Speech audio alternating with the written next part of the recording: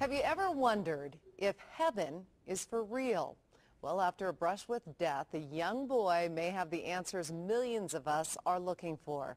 Was his vision real or something he dreamed? Well, you can decide for yourself.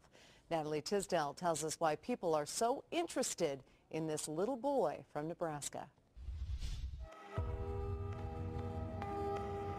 I remember Jesus. There are streets of gold and a lot of colors. I sat in Jesus' lap and then I felt just safe.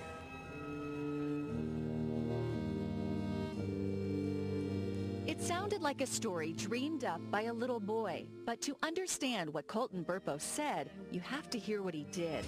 It all started on a trip to Colorado. Colton complained of a stomach ache, a trip to the doctor, diagnosis, the flu. Back home to Nebraska, another doctor, still no improvement. Colton went downhill fast. As parents, we felt sick.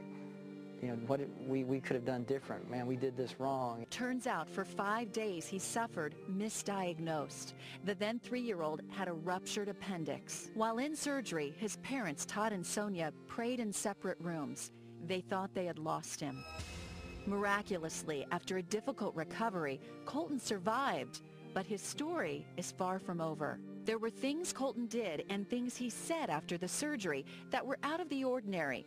But until a drive past the hospital 4 months after his surgery, none of it made sense. His dad jokingly asked Colton if he wanted to go back to the hospital.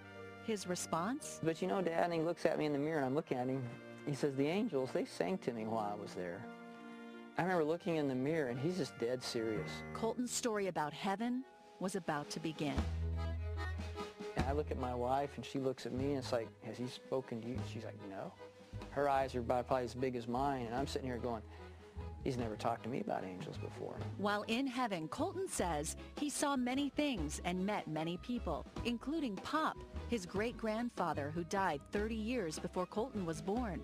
But Colton says he didn't look like the photo in his house. A picture sent months later by his grandmother was more like the man he met, a young man without glasses. And perhaps the most shocking part of Colton's story. Stands right in front of his mom and is like, Mom, I have 2 sisters. But he only has one sister. You had a baby die in your tummy, didn't you, Mom?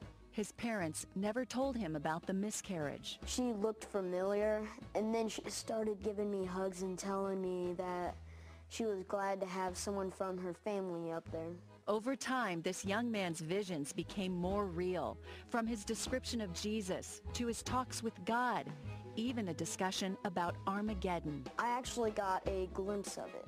Now, how does a kid make that up? The Burpo family accepted and embraced their little boy's unbelievable story. Todd Burpo is a pastor here in Imperial, Nebraska, population 1,800. Many people here know about Colton's story. In fact, they've encouraged Todd to write a book about it. He did.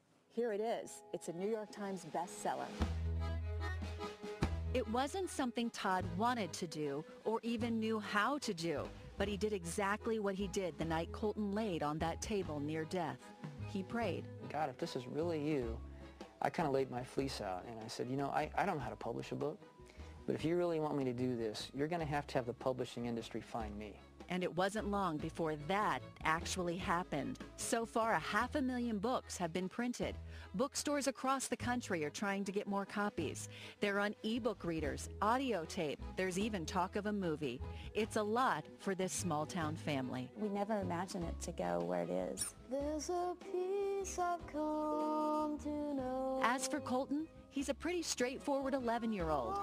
He likes music, he wrestles, and he prays to the God he describes as God. He's the biggest one in heaven. He can hold the earth in his hands. I don't know why God picked us.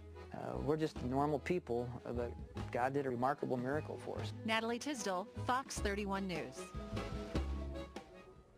Wow. So, what do you think? You know what? I think that little kids can't make up some things. I'll tell you what. I believe it for one reason. This is the latest in a long line of stories I've heard, starting with my own mother, who had a near-death experience. Yeah, absolutely. And said to me when I was a little kid basically the same thing. And I've heard many stories like that.